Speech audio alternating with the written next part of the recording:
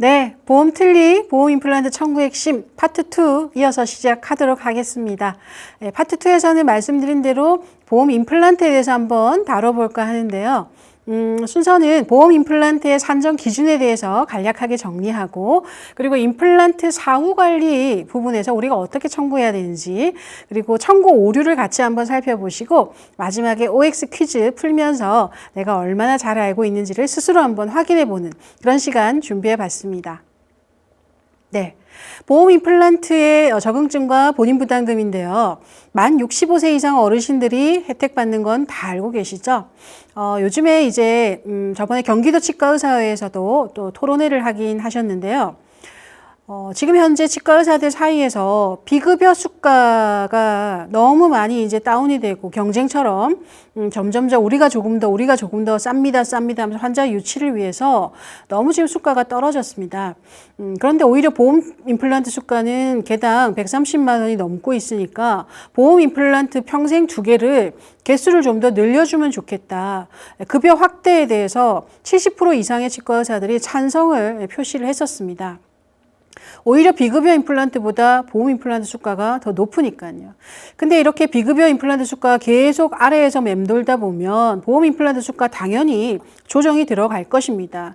따라서 너무 비급여 수가의 경쟁으로 인해서 임플란트의 수가 자체가 이렇게 떨어지는 게 과연 바람직한가, 치과계 전체가 점점 더 떨어지지 않나, 이런 생각을 해보면서 2개가 평생 4개로 늘어났으면 뭐 하는 목소리도 많으시고요. 대신에 수가가 좀 떨어질 거야 라고 하니까 수가 떨어지는 건 반대, 이제 이런 말씀들도 많이들 하고 계십니다. 추후에 어떻게 바뀔지 우리 모두가 지혜를 모으고 노력해서 그 결과에 대해서도 관심 있게 지켜봐야 될 것 같습니다. 예, 상하, 전치구치 상관없이 평생 2개, 그리고 치아가 하나라도 있으셔야 인정이 된다라고 하는 부분 무치아 환자만 인정이 된다. 치아가 하나도 없으신 분은 임플란트 보험 혜택을 못 받으시죠? 어떻게 혜택을 받죠? 완전 틀리라고 하는 것을 혜택을 받으실 수 있도록 그렇게 되어 있죠. 본인 부담금은 몇 프로인가요? 건강보험 가입자는 30%, 하지만 의료급여 1종은 10%, 의료급여 2종은 20%를 냅니다. 틀니 같은 경우에는 30%, 5%, 15%였다면 임플란트는 30%, 10%, 20%로 본인 부담률이 다르다라는 걸 알 수가 있고요. 저희 치과 병원은 40%죠? 아닙니다. 치과 의원이건 병원이건 30%라고 건강보험 대상자는 묶여 있음을 또 이해하셔야 됩니다. 자, 수가 산정 방법은 3단계로 나뉘어져 있죠. 1단계 진단 및 치료 계획, 그리고 2단계는 픽스처, 식립 단계, 3단계는 어버트먼트 올리고 PFM 크라운을 올리는 보철의 단계가 바로 3단계입니다. 틀니와는 다르게 임플란트는 재료대를 인정하고 있다는 차이점이 있죠. 2단계에서 사용한 픽스처와 3단계에서 사용한 어버트먼트를 청구를 할 수가 있으니까 사용한 재료, 보험 등재된 재료라면 재료 신고하시고 재료대도 청구를 잘 해주셔야 됩니다. 네, 이미 2014년도부터인가요? 보험 임플란트가 시작이 됐기 때문에 벌써 6년, 7년 전이기 때문에 아마 많이들 잘 이해하고 적용하고 계실 거라고 생각을 합니다. 자, 이때 1단계, 2단계, 3단계가 진행될 때 진찰료는 산정이 되나요? 네, 진찰료는 포함되어 있어서 산정 불가하다라는 것도 기억해 주시면 좋겠습니다. 네. 그리고, 네. 틀니는 하루에 2단계를 동시에 시행할 수가 있는데 임플란트는 오늘 1단계랑 2단계랑 동시에 할 수 있나요? 할 수가 없죠. 각 단계별로 무조건 떨어져서 가야 되는 게 임플란트입니다. 그리고 또 하나 조심하셔야 될 게 2단계를 2번 청구하는 그런 치과들이 좀 의외로 있나 본데요. 이런 일이 없도록 각 단계별로 무조건 한 번씩만 들어가는 것도 잘 기억해 주시면 좋겠습니다. 네.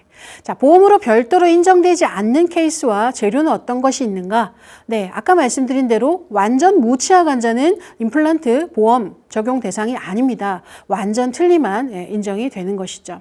그리고 일체형 식립 재료, 즉 픽스처 어버트먼트가 한 몸으로 되어 있는 원바디 타입은 비급여 임플란트로 아예 상담이 빠져야 됩니다. 그리고 골드 크라운, 지르코니아 크라운을 올리는 경우도 아예 비급여 임플란트로 상담이 들어가야지 지르코니아 임플란트를 해주고 보험 청구를 했다가는 나중에 문제가 발생될 수가 있습니다. 원칙적으로 PFM만 가능한 거 다 알고 계시잖아요. 하지만 워낙 일반적으로 요즘 지르코니아 크라운을 많이들 하고 있기 때문에 왜 보험 임플란트 환자만 지르코니아는 안 되고 PFM으로 묶어 놓습니까? 뭔가 불합리합니다라고 말씀하시는 분들도 많지만 아직까지도 심평원은 지르코니아는 대중적이지 못하다. PFM만 가능하다. 이렇게 설명을 하고 있는 것 같습니다. 요즘은 심평원에서 기공소까지 확인해서 저희가 낸 기공의뢰서까지 확인하면서 지르코니아로 의뢰가 됐으면 이 부분에 대해서 나중에 보험 임플란트 적용이 아닌데 왜 청구하셨습니까? 라고 하면서 환수해가는 그런 일들도 꽤 소식들이 들리고 있습니다. 주의하셔야 될 때라고 생각하고요. 커버 스크류 힐링 어버트먼트 재료는 따로 인정이 되지 않습니다. 그리고 요즘은 맞춤형 지대주라고 하는 커스텀 어버트먼트도 많이 해드리고 계신데요. 커스텀 어버트먼트 해도 됩니다. 커스텀 어버트먼트를 했다고 이 사람이 임플란트가 보험이 안 됩니까? 그렇지는 않습니다. 보험 임플란트 적용 대상자는 맞지만 커스텀 어버트먼트는 기성 어버트먼트와 다르게 보험 코드가 없는 거잖아요. 환자 맞춤형으로 제작한 거니까. 따라서 어버트먼트 비용만 비급여로 따로 받아주시면 되고 행위료 3단계는 보험으로 청구하시고요. 그래서 3단계 행위료의 30% 건강보험 대상자라면 30% 행위료와 커스텀 어버트먼트 우리 병원에서 정해놓은 비보험 수가를 합하여 수납하시면 되겠습니다. 그리고 여전히 뼈이식과 상악동 거상은 보험 임플란트를 하시던 비보험 임플란트를 하시던 보험 적용이 되질 않고 있습니다. 그래서 일부의 치과 의사들은 뼈이식도 보험해줘라. 그리고 지르코니아도 보험으로 인정해줘라. 라고 개수 늘려줘라. 하지만 수가 인하는 싫어. 이렇게 지금 이야기들이 다양하게 나오고 있는 것 같은데요. 저 역시도 속한 병원이 잘 되려면 수가 인하는 싫습니다. 이 수가 보존 받으면서 더 정책만 좀 확대되기를 원하지만 그건 또 한편의 욕심일 수도 있는 거니까 아무튼 지혜를 모아야 될 때라고 생각이 되네요. 자, 임플란트 단계별 대표 술식만 한번 간단하게 정리하면 1단계는 진단 및 치료 계획이니까 파노라마와 필요 시에는 CT를 촬영을 하시고 공단에 등록하는 것이 1단계죠. 2단계는 환자의 뼈의 상태에 따라서 2스테이지로 가는 경우도 있고 한 번만에 바로 힐링 어버트가 올라가는 경우도 있습니다. 아무튼 1차 OP와 2차 OP까지 나누어서 진행된다면 2단계 청구는 2차 OP 종료 시점인 2차 OP 발사 날이 2단계 청구 날이 되고 이날 수술 시 사용한 픽스처 재료를 같이 청구하게 되는 것이고요. 3단계 보철 수복 단계는 마지막 PFM 크라운이 세팅되고 환자에게 여러 주의사항을 설명하는 그날이 바로 3단계의 청구 시점이 된다라고 기억하시면 됩니다. 진찰료 산정 안 된다고 말씀드렸습니다. 자, 보험 임플란트 주의사항 같이 한번 살펴볼까요? 아까 말씀드린 대로 PFM이 아닌 골드나 지르코니아가 더 좋으니까 그걸로 올려주면 안 됩니까? 네, 그런 경우에 마음은 충분히 이해하고 공감합니다. 저 역시도 하지만 일단 규정상 PFM만 되기 때문에 다른 방법은 없다. 차액을 조금만 받고 해주면 안 됩니까? 아니면 차액 받지도 않고 더 좋은 걸로 해주는데 왜 안 됩니까? 원칙상으로 PFM만이 가능하다는 걸 다시 한번 말씀드리고요. 오버된 철학이 전에 무치약 상황에서 임플란트를 식립한 것은 보험 임플란트 대상이 되질 않는다라는 것도 기억하시고 아까 말씀드린 대로 원바디 타입은 안 된다. 반드시 체결 방식으로 픽스처와 어버트먼트가 분리형으로 된 것만 가능하다라고 이해하시면 되고요.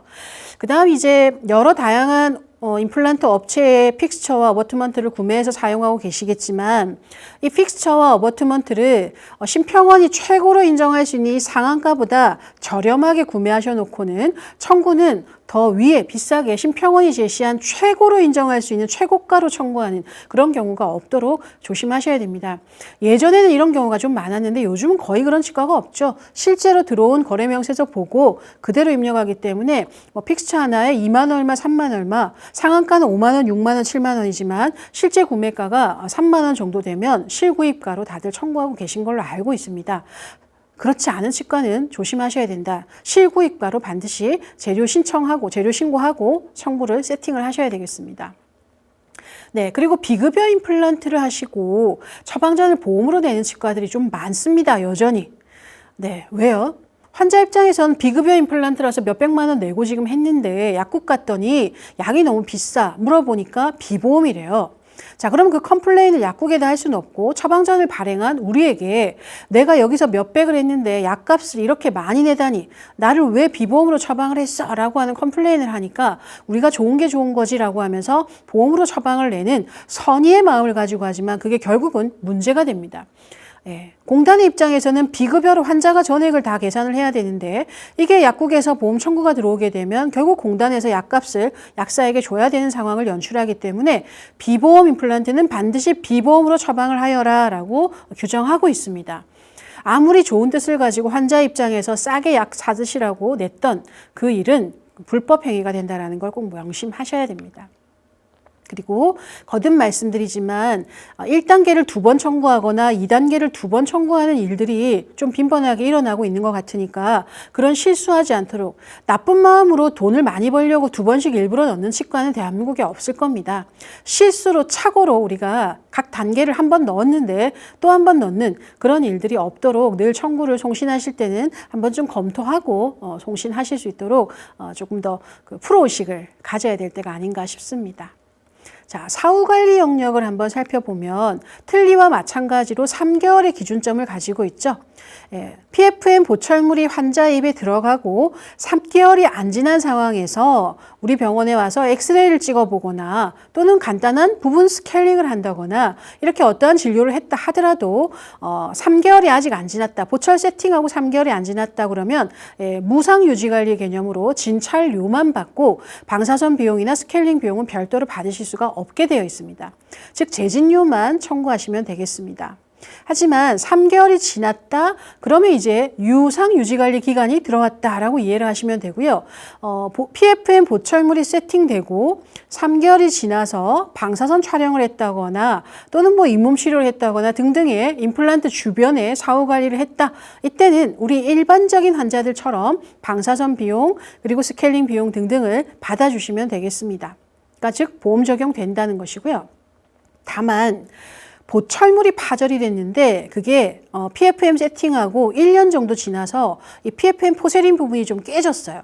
그래서 수리 또는 재제작이 필요할 경우에 3개월이 지났으니까 유상 유지관리 기간인데 보험 코드가 없는 거 아닙니까? 보철 수리나 보철 제작은. 따라서 이때는 보험 항목이 없기 때문에 보철에 연관된 것은 비급여로 수납을 하시고 만약에 포세린이 깨졌거나 컨택이 너무 헐거워서 음식이 많이 낀다고 컴플레인이 들어와서 보철을 수리하는데 그게 세팅 후 3개월이 안 지난 상황이라면 이때는 아무리 비급여 영역의 보철이라 하더라도 사후 점검 기간, 즉 진찰료만 내는 그런 기간에 들어가기 때문에 보철 수리를 하더라도 재진료만 받고 수리를 해주셔야 합니다. 언제? 완성 후 3개월 이내. 3개월 이내는 어떠한 것이 되었던 다 진찰료만 받아야 된다. 3개월이 지났다면 보험 적용이 되는 잇몸 치료나 방사선 촬영을 했다면 보험 청구하시고 보험 수납하시면 되고 보험 코드가 없는 보철에 관련된 수리를 했다면 3개월이 지났으니 비급여로 받을 수 있다. 이렇게 정리하겠습니다.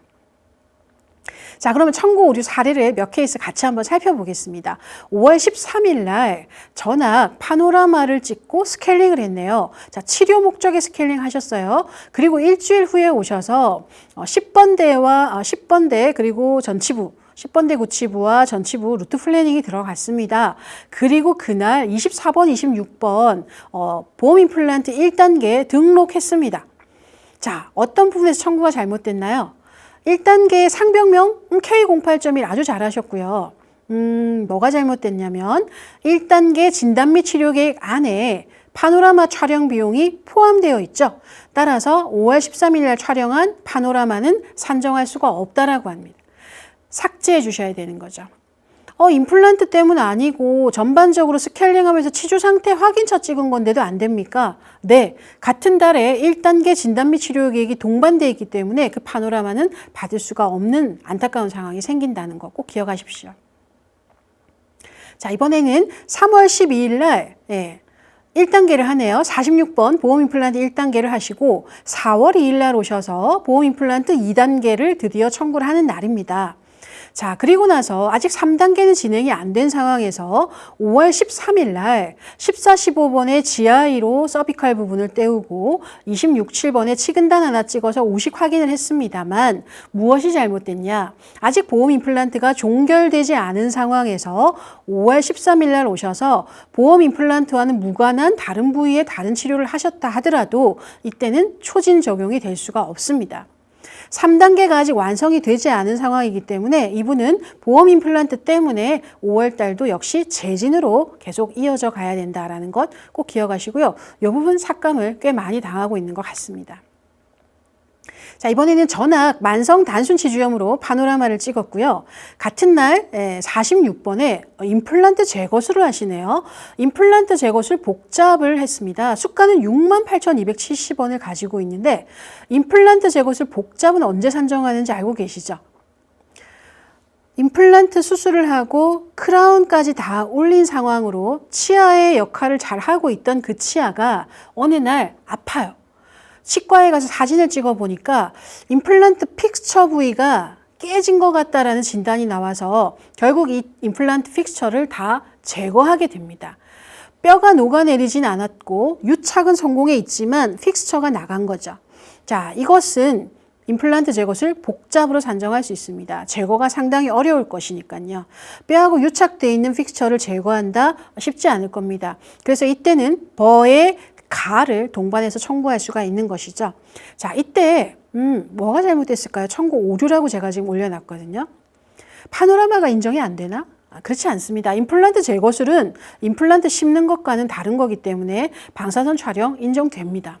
잘못된 것은 바로 임플란트 제거술 복잡을 하면서 상병명에서의 오류가 좀 보입니다. K08.1이라고 하는 상병명은 우리가 임플란트를 식립할 때 쓰는 상병이죠. 근데 이것은 제거하는 상병인데 식립하는 상실 상병을 넣는 건 옳지가 않겠죠. 그럼 어떤 상병명이 적절할까요? 방금 그 환자, 제가 예시로 들은 환자는 픽스처가 깨진 거니까 치근 파절이라고 하는 상병명을 주셔도 되고요. 또는 T85.6이라고 하는 치과 보철물의 파절 및 상실이라고 하는 상병명을 주셔도 됩니다. 네. 또 복잡을 산정할 수 있는 경우가 이 픽스처가 신경관을 건드리는지 뭔가 지금 여기에 문제가 좀 있어요. 자, 그러면 3차 신경의 손상이라고 하는 상병명으로 주셔도 됩니다. 즉, 왜 제거하게 되었는지 그 원인에 맞는 상병명을 찾아서 적용하셔도 되고 또는 그냥 T85.6으로 제거를 청구하셔도 무방하다 이렇게 말씀드리고 싶습니다. 자, 다음 사례는 10번대와 40번대의 만성치주염으로 부분 치석 제거하셨고요. 같은 날 치과 보철물의 파절 및 상실이라고 하는 T85.6 상병명으로 GI를 떼었는데 임플란트 보철물 홀 충전이라고 내역 설명을 넣으셨습니다. 자, 홀 충전을 하는 것은 보험 재료로 떼웠다면 인정이 됩니다.